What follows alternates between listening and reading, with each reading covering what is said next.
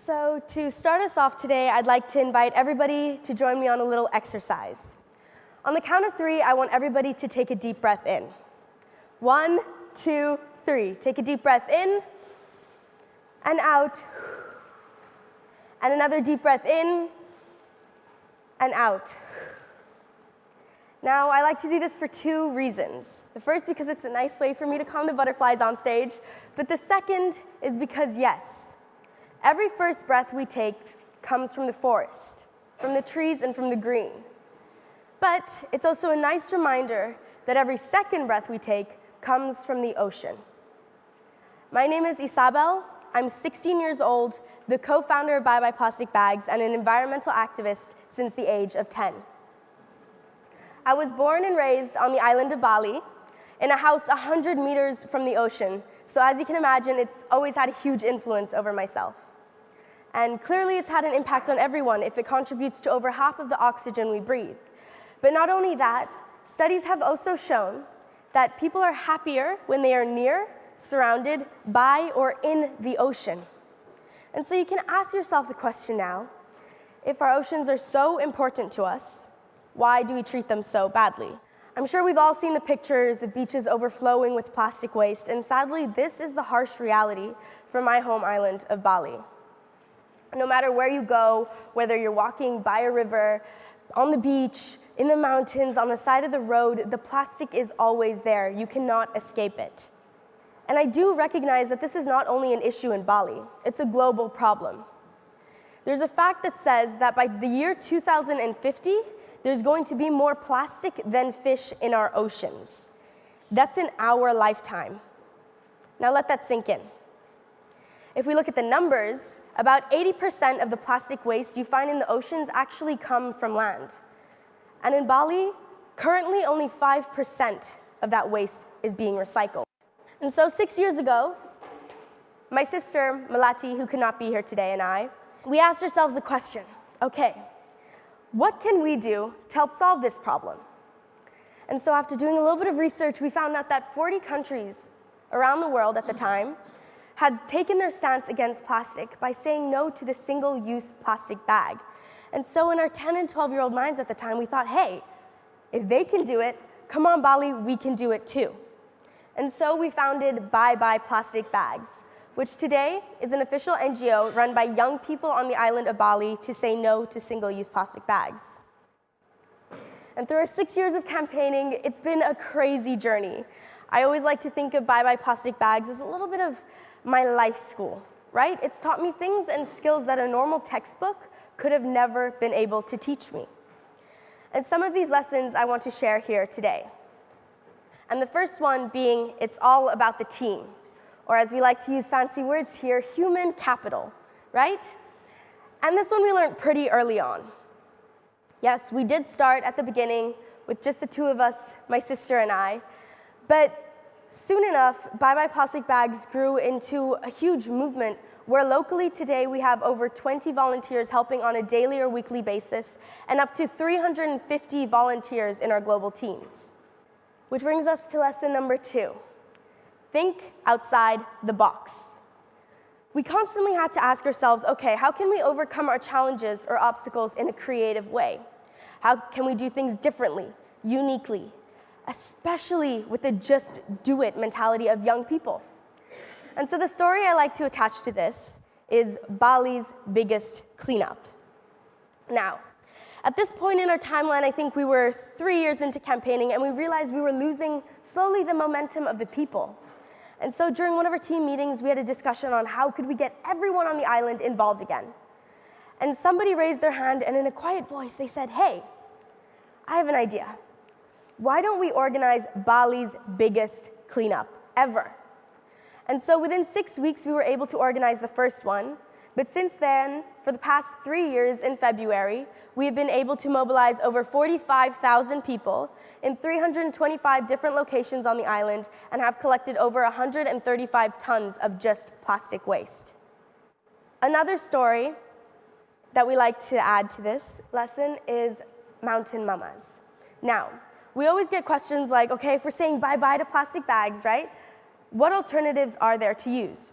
And so as the younger generation, we saw this as an opportunity to create Mountain Mamas, which is a social enterprise that empowers local women in the mountains of Bali to make alternative bags from pre-loved material. It's everything we love. But the thing that makes this enterprise so special is that we pay every woman individually for the bag that she makes, which works really well in the Balinese culture because it allows the woman to take ownership over their own working hours as well as their own income. Now, after we purchase the bags from the women, we sell them at a higher retail price, and 50% of the profits actually go back into this community, not the women. Why? Because this ensures to create a better education, healthcare, and a better waste management system, which often lacks in rural and isolated communities in Bali. And so the system becomes a little bit circular, right? The only way to go. But of course, through our campaign, we have experienced many challenges, right? There's been many ups and many downs. One of them being that we are young people.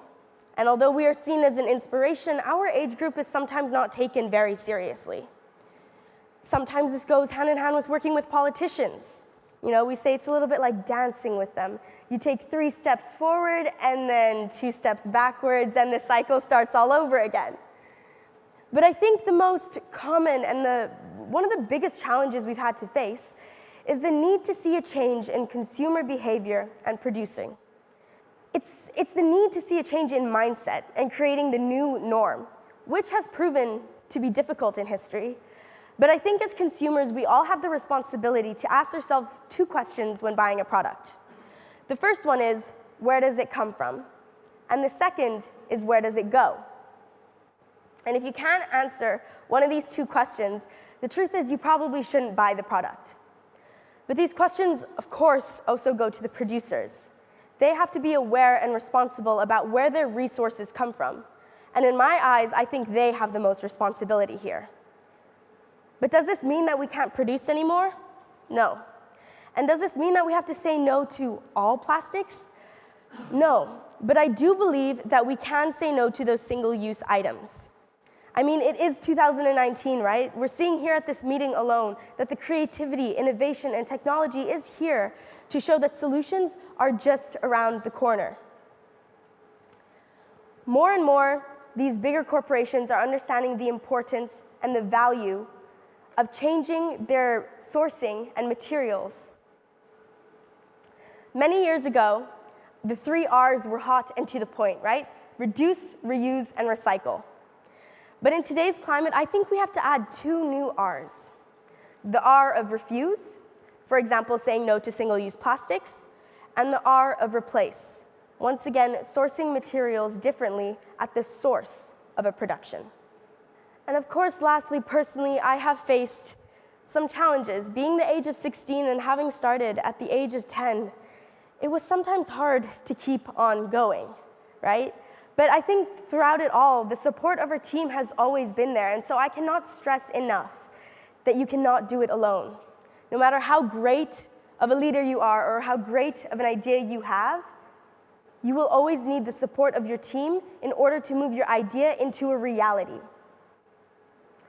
But I think all of these obstacles and all of these challenges has really led up to us learning lesson number 3, which is persistence and commitment are key. I think this was probably the most important lesson we could have learned. And I'm sure to all the parents in the room, it's probably the hardest lesson to teach. It's that no matter how hard it gets, you have to keep on going. You have to go the extra mile to make sure what you committed to actually happens and follows through. Now, after 6 years of campaigning with our internal team and various other organizations on Bali, we realized that this lesson really did pay off.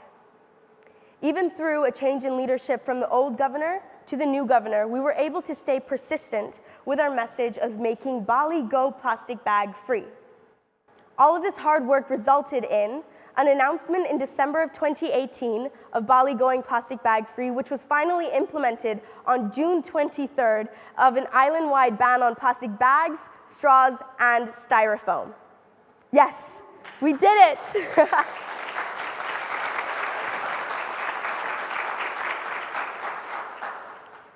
We did it, and we could have not been more excited, and to have had the help and the support of the Indonesian and Balinese government, as you can see here, both the old and the current governor of Bali. But as young change makers, we believe that change happens in the classroom. We have spoken to over 50,000 students worldwide. And of course, speaking on stages like the UN or today here at the World Economic Forum, and being recognized by Forbes and CNN have definitely been a few of our highlights as well. Through our years of campaigning, we have learned that we are not alone, right? Youth are rising everywhere, in every corner of the world. We are standing up for issues that are not a thing of the future, but are currently happening today, issues that are occurring as we speak. No matter what our passions are, whether it is climate change, the environment, the oceans, inequalities, human rights, dancing, arts, science, the list goes on. Whatever your passions are, we are seeing young people standing up for what they think is right and for what they believe in. Young people are demanding change because we realize that we don't have the luxury of time anymore to wait for someone else to make that difference. And we see this especially after when we were 2 years into our campaign, when other young people heard about our story. They got inspired, and they reached out to us saying, hey, can we start up a Bye Bye Plastic Bags back where we come from? And so today, you can find us in over 45 different locations all across the world, all led by different young people, whether middle school, high school, or university students. And now you might be asking yourself the question of, what's next, right? Well, after this ban was in place, we know that just because the regulations are there and the policies are there, it does not mean that the work is done. It means that we have to work harder to ensure that these policies are really implemented and enforced into the community. But looking a little bit further down the line, our team is very excited to announce this as we have been working on it under wraps for a couple of years. But in the next 2 months, we are hoping to launch our next project, introducing Youthtopia, where we aim to create spaces, platforms, and a headquarter for young people to come together and connect. In Youthtopia, we believe that empowered young people accelerate change that can address and solve the current and relevant issues of today's world. It is very much inspired by the SDGs, and so it will not only encompass solutions to problems of the environment and plastics, but hopefully every world issue, as well as peer-to-peer learning. So we hope to connect those who want to become change makers, because we know that every young person can become a change maker, but not every young person knows how. And so we hope to give them the tools to grow their skills and to ignite their passions, and to bring those incredible young people alongside those who are already on the front lines of change, together to really create the solutions, to collaborate and to work together, because that is the only way that we can create real change. And I want to leave you on this note. Ladies and gentlemen, do not forget that us kids may only be 25% of the world's population, but we are 100% of the future. Thank you.